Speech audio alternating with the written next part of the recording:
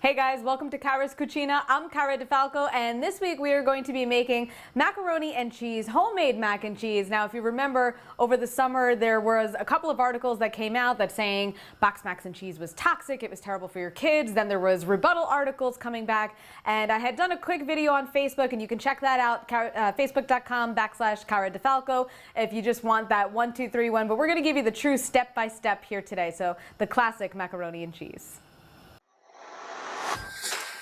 Great food isn't just about good ingredients and knowing how to cook, it's about telling the story of the food.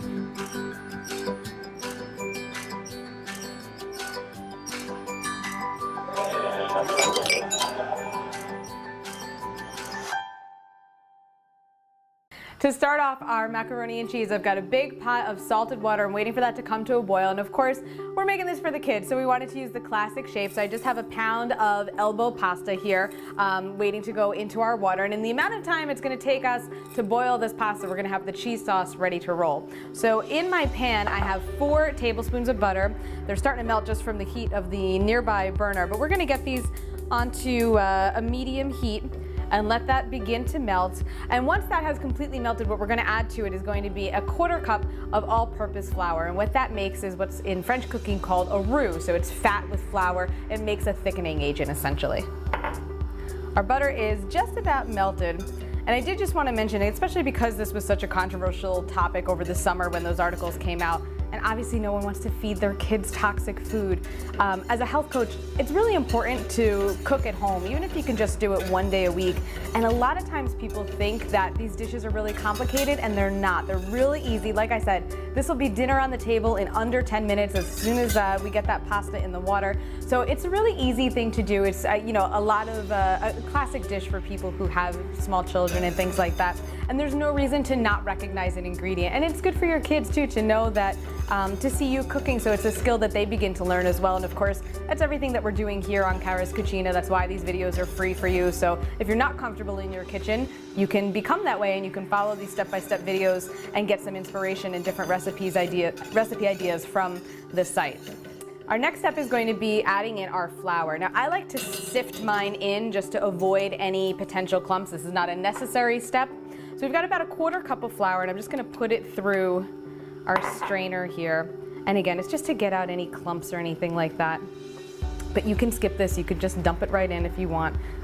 Any of these little pieces we're just going to rub through with our fingers. Okay. And now we're going to start to let this come together. And you're going to see it's going to get real thick real fast.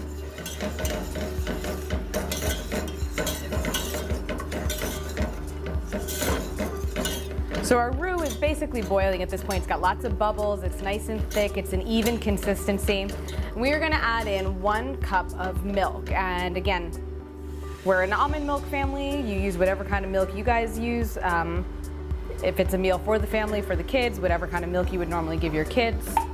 We're going to get 1 cup in there, and that's what's going to help loosen this all up again and make it saucy. I like the almond milk because it gives it a nice smell and a flavor too, because you get a little bit of nuttiness in there.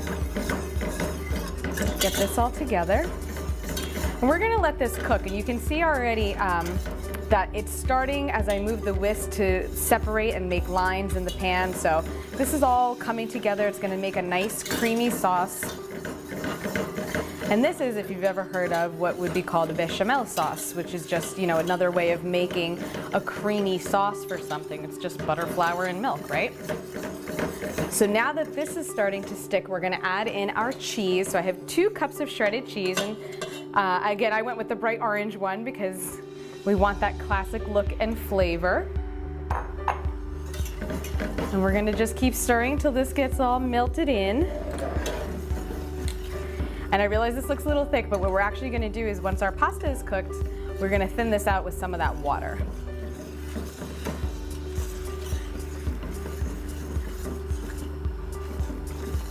Our pasta has now finished boiling. I've just put the cheese sauce on low heat while we were waiting for the pasta to finish up. So we're going to drain this and dump it right into our cheese sauce. And of course, we're going to save some of that water because, like I said, that's how we'll thin that out if it needs any.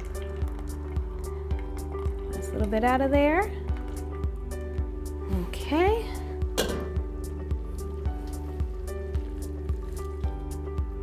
Oops, man down. And we'll start getting this mixed in.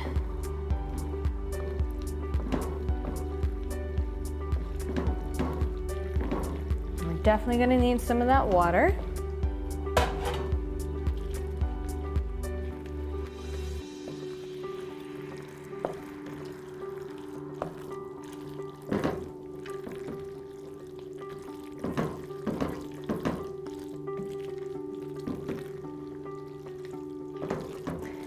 And we're just gonna keep stirring until everything is coated and that this becomes the consistency that we want it to be. So I would rather err on the side of things being a little thicker before I put too much water in here. And yeah, looks like we're there. So for this, we're just gonna season with a little bit of salt and pepper. Personally, I think macaroni and cheese goes really great with a healthy dose of black pepper. But again, if it's for the kids, maybe not so much. It's not their favorite flavor. Now at this point, if you wanted to, you could take the extra step once again. You could put it in a baking dish and top it with some breadcrumbs and then bake it at 350 for about 15 minutes until those breadcrumbs crisped up. But you can serve it just like this. This is ready to roll. So again, I'm just gonna season this and get it in a dish. Serve your mac and cheese nice and hot with whatever side dishes you might like. That is it for this week in the Cucina. Guys, as always, if you like that recipe, hit that subscribe button and don't forget you can keep an eye on everything that's going on in the Cucina via social media. Follow me at Cara Di Falco on Facebook, Twitter, and Instagram. And of course, leave me your comment in the section below. I'll talk to you guys next time. Bon appetit.